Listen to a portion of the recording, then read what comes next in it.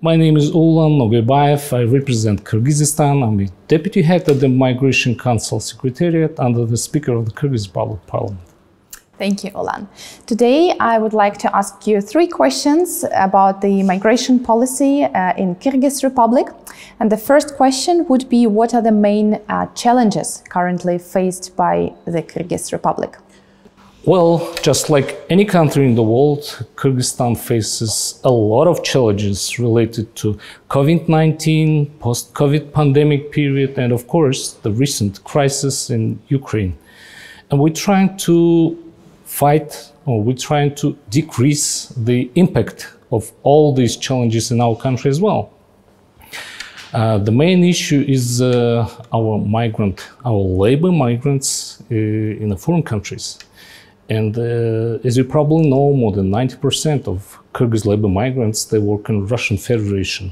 So it is logical that they will face the problems in Russian Federation as well. And the Kyrgyzstan, the member state country of the Eurasian Economic Union, will also be affected by the economic impact and economic sanctions that European or Western allies implemented to Russian Federation related to the crisis in Ukraine.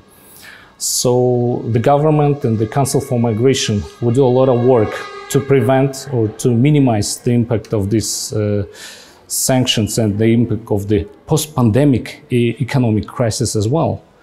So the main idea is to make it softer and to think what we can do next.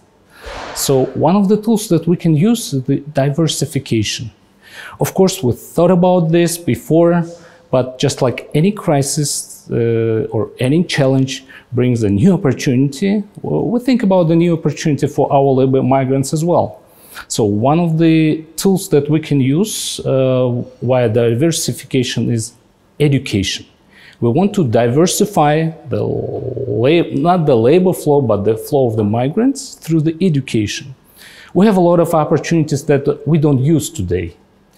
Our partners from Western Europe, Middle East, Asian countries, they provide a lot of opportunities for education today.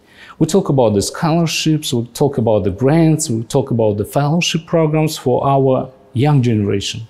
Why shouldn't we use that? So we made a small research on this topic, and we found out that some or most of it, they're not used in full. So what we need to do next, we need to inform our migrants, their families, their children, that we have this opportunity and we need to use it in full in order to diversify. So today, unfortunately, our migrants, they spend all the savings for different assets. And one of them, cars, wedding parties.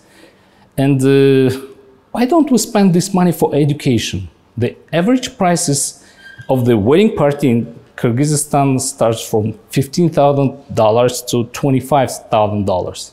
So, using this amount of money, we can provide a better education for our kids, for our children, a better stable future for our next generation.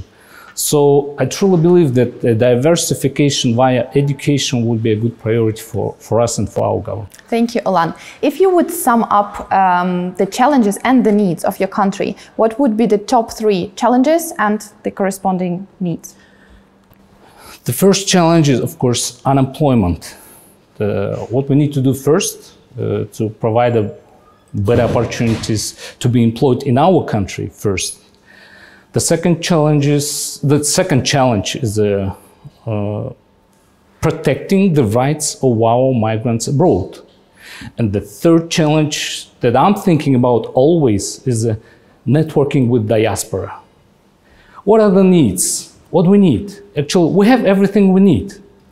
We need just to start working and implementing the ideas that we put on a table, on a paper, on the documents that we have. We have a roadmap of the migration policy development.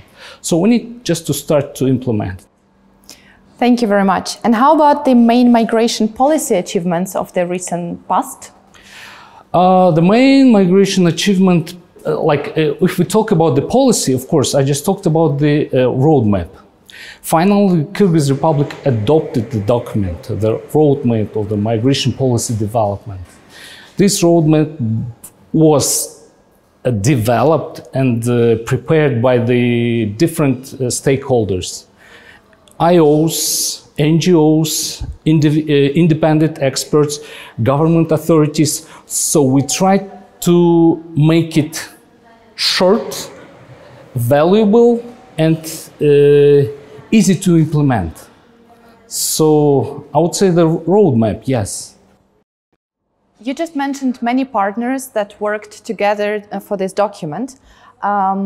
What would be your expectations from the intergovernmental cooperation within the Prague Process? Look, the Prague Process initiative itself is a nice and timely demanded platform. It's all about the network. If we don't hear, if we don't listen to each other, there'll be no work products. It's a platform that provides opportunity to negotiate. It's a platform that provides the opportunity to build a better network. It's a platform that provides the opportunity to use success stories, to use better work results of our neighboring countries or of our partner countries. So I truly believe that the Prague Process is a good platform. It has a brilliant future, and we'll do our best to make it better.